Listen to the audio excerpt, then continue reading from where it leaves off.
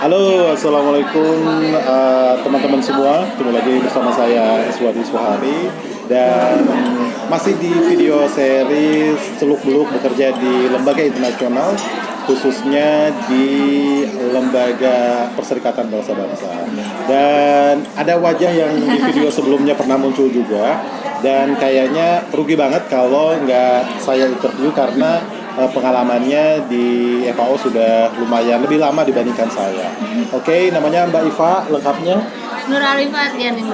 Oke, nah pertama mungkin Mbak Iva, educational background, latar belakang studinya. Latar belakang studinya saya S1-nya Sarjana Psikologi dari UGM, Universitas Gadjah Mada. Terus S2-nya kebetulan saya dapat beasiswa Australian Awards. Ya, sama AUM ya Pak ya, dua-duanya lagi ya, sama AS juga. Di Melbourne Uni, ngambil environment. Jadi S2-nya saya Master of Environment. Oke. Nah, ceritanya bisa masuk ke FAO. Jadi waktu itu karena pertolongan Tuhan. Itu memang jawaban yang terbaik. Oke, jadi saya melamar. Waktu itu ada opening untuk posisi Junior Professional Officer. Kebetulan waktu S2 itu saya ngambil satu mata kuliah judulnya Forestry in Asia Pacific. Jadi di mata kuliah itu kita tinggal di Vietnam dan Laos selama 2 bulan. Nah, kebetulan Junior Professional Officer-nya itu dibuka untuk posisi di Laos. Kemudian dosen saya waktu itu memberi tahu kalau semua dosen yang di mana? Dosen yang di Melbourne.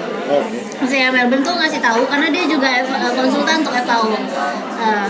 Nah, dia ngasih tahu kalau ini FAO ada Junior Professional Officer nih dan posisinya tuh di Laos. Kalian coba apply aja gitu. Nah, saya termasuk yang mencoba untuk apply posisi itu. Kebetulan proyeknya itu tentang food security, tetapi lebih kaitannya dengan pengelolaan kehutanan, social forestry.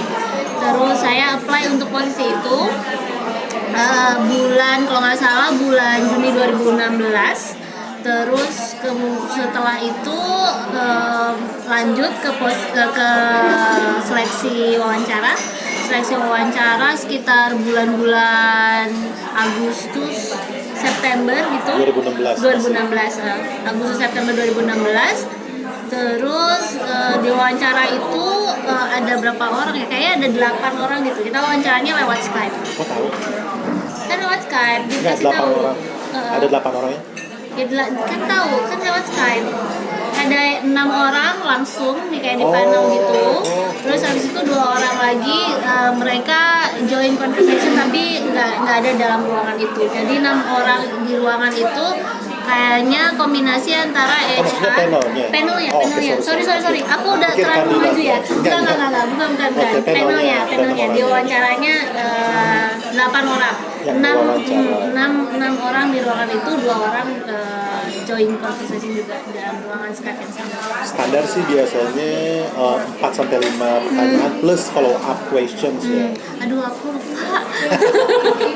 Oke. Dan waktu itu sebelum wawancara itu emang aku sempat nyari-nyari gitu kan, nih kira-kira apa ya yang perlu dipersiapkan sebelum wawancara. Jadi sempat bikin kayak cheat sheet gitu. Jadi jawaban pertanyaan, jawaban terus kayak di rehearse gitu sama temen kayak gitu. Jadi kalau waktu wawancara gitu aku udah lupa. Oke, dan kemudian dari wawancara kemudian dapat email apa telepon bahwa terima? Pertamanya, jadi waktu itu kalau nggak salah itu email. Sebentar, aku inget lagi. Udah berapa tahun yang lalu tuh? 3 tahun yang lalu ya. 3 tahun yang lalu. Iya, email. Jadi yang pertama dapat email kalau akan wawancara, terus kemudian setelah wawancara di email lagi untuk proses selanjutnya. Nah, kalau setelah di email lagi, itu kan nggak ada proses lagi kan, langsung kalau untuk level profesional pay gitu, setelah interview itu kayaknya langsung dapet kan, nggak ada proses tes yang lain. Iya, Tapi sebelum itu ada proses kayak semacam konfirmasi. Jadi pada saat itu dikonfirmasi kalau bersedia enggak ditempatkan di posisi yang lain selama organisasi membutuhkan kayak gitu. Nah itu nanti kalau udah mengkonfirmasi kemudian nanti akan dapat surat offernya. Nah teman-teman kalau misalnya ada yang minat juga mau masuk ke lembaga PBB, satu yang mungkin iseng-iseng dilakukan adalah sekarang namanya Be Safe ya, Basic Security. Kalau dulu BSIF, Basic Security in the Field. Kemudian ada Advanced Security in the Field. Sekarang namanya cuma satu Be Safe, tapi tulisannya BSAFE. Lupa.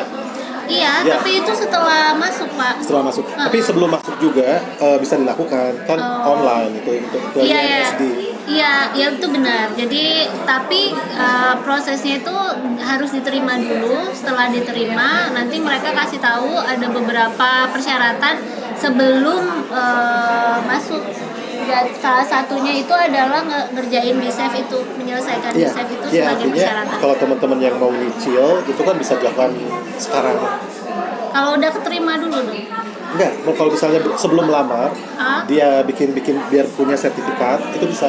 Oh ya? Bisa. Oh, aku malah nggak tahu. Iya, aku dulu kan pikir bikin harus, duluan. aku pikir harus keterima Dulu, dulu, baru dapat aksesnya. aksesnya. Enggak. Oh, Itu, oke. Ini aku malah nggak tahu. Tapi yang di SEP harus dicek lagi. Waktu pengalaman saya dulu kan sebelum ngelamar itu saya udah pernah ditawarin untuk menjadi konsultan dan itu kayaknya open deh. Siapa saja yang mau punya sertifikat itu bisa. Tapi coba dilihat-lihat nih kayaknya bisa. Oke, terus kan setelah ditawarin itu beda dari yang dilamar kalau saya. Iya benar. Jadi ketika saya mengiyakan gitu kan ada surat konfirmasi tadi kalau ditempatkan di posisi lain bersedia nggak? Aku pikir karena itu kayak formalitas aja kan, karena aku udah apply untuk posisi itu, diwawancara untuk posisi itu juga. Nah ternyata itu beneran guys. Beneran kalau ada posisi lain yang sesuai dengan profil kamu akan ditawarkan untuk posisi itu. Nah itu terjadi pada kasus saya. Jadi setelah saya mengiyakan ternyata ada tawaran offernya itu untuk posisi yang lain, posisi di headquarter waktu itu di Roma. Nah saya baca job description-nya kebetulan untuk communication officer. Dari segi job deskripsi tidak begitu berbeda banyak karena job deskripsi yang sebelumnya ini general banget ya. Jadi saya menanyakan ke HR-nya, saya mengkomunikasikan ke HR kira-kira gimana karena aku nggak melamar untuk posisi itu, tapi kemudian dapat offer untuk posisi itu. Kira-kira match nggak sama background aku? Terus dari HR-nya bilang, oh iya kalau menurut profil kamu ini kayaknya cocok kayak gitu. Terus tapi nature pekerjaannya mungkin akan berbeda. Nah setelah mengiyakan dari proses HR-nya, HR kemudian memproses offer yang beneran harus ditandatangani. Oh berarti kalau dari pengalaman Mbak Iva bisa aja gitu ya kita ngelamarnya ke sesuatu yang kita pikir relevan, tapi bisa saja HR di sini menilai bahwa ada potensi untuk dipekerjakan di bidang lain itu memungkinkan ya. Dan karena pertimbangannya waktu itu kirain formalitas aja ya. Tapi setelah masuk kan beda ya, udah tahu bahwa ini beda dengan yang dilamar dulu. Perasaannya gimana? Kaget ya. Saya agak shock. Shock seneng gitu. Dan sebenarnya bingung di awalnya tuh adalah mematchkan ekspektasi terhadap saya karena saya nggak tahu apa yang user maksudnya supervisor saya inginkan dari saya gitu kan, apa yang bisa saya kontribusikan karena latar belakang saya beda banget gitu. Jadi obrolan di awal tuh emang penting sih antara saya dengan supervisor seperti itu. Terus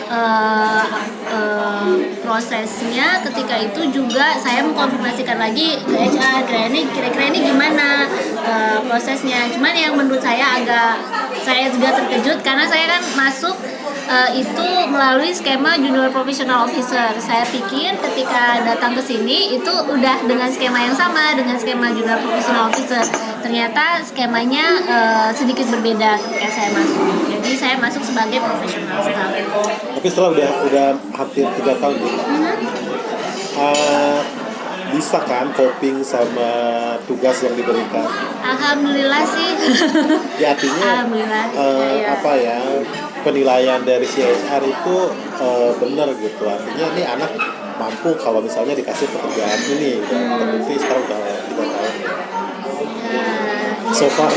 So far bisa-bisa aja gitu. So far sih memenuhi yang diharapkan seperti itu, memenuhi kriteria dari evaluasi kinerja dan sebagainya. Tapi kalau menurut saya memang relasi dengan supervisor itu memang penting, dan di evaluasi sendiri kan kita emang udah punya penilaian kinerja yang cukup jelas ya dari awal, bagaimana bahkan ketika masa probation pun kita bersama-sama dengan supervisor itu sama-sama merencanakan kira-kira dalam setahun itu apa yang akan dikerjakan, capaiannya apa gitu. Terus ada waktu-waktu yang kita bisa mengevaluasi kembali setiap 6 bulan, 9 bulan kayak gitu. Terus setelah selesai masa probation pun ada mekanisme sendiri yang kita bisa mengevaluasi kinerja dan mendapatkan feedback 360 derajat dari sekelilingnya. Enak dan nggak enak ya? Aduh. Enaknya dulu. Enaknya dulu. Waduh, harus mikir. Dolar lah ya. Kalau dari segi kerjanya sendiri sih, kalau menurut saya itu menambah, kan saya backgroundnya beda banget ya. Jadi saya di sini saya mengurusi lebih ke knowledge management sistemnya, terus lebih banyak di belakang layar, lebih banyak bergumul dengan data, lebih banyak melakukan kerja-kerja yang bukan teknikal sih, kerja-kerja yang IT banget kayak gitu. Nah, sementara background saya itu lebih banyak ke forestry, lebih banyak ke masyarakat kayak gitu, orang lapangan lah kayak gitu. Jadi tantangannya itu harus bekerja 9 to 5 di kantor. Itu menurut saya tuh tantangan buat saya. Nah, yang bagian yang menyenangkan itu adalah belajar sesuatu yang baru sih kalau itu saya. Jadi itu menambah skill baru, terus menambah juga jaringan baru, terus jadi memahami kira-kira kenapa bagian ini dibutuhkan seperti itu. Karena dulu saya tuh nggak paham, misalnya kenapa sih harus ngomongin soal metadata tentang publikasi misalnya, kenapa copyright itu penting misalnya, kenapa logo itu penting dan sebagainya gitu kan. Nah, saya sekarang bekerja di corporate communication yang memastikan kalau komunikasi itu unified, terus dengan yaitu tadi one single branded SEO, jadi lebih untuk memainstreamkan itu. Dan Mbak Iva ini terkenal apa ya, World Explorer, Dora ya. Jadi dia jalan kemana-mana, kayaknya negara yang udah dijelajahi itu banyak gitu. Oh,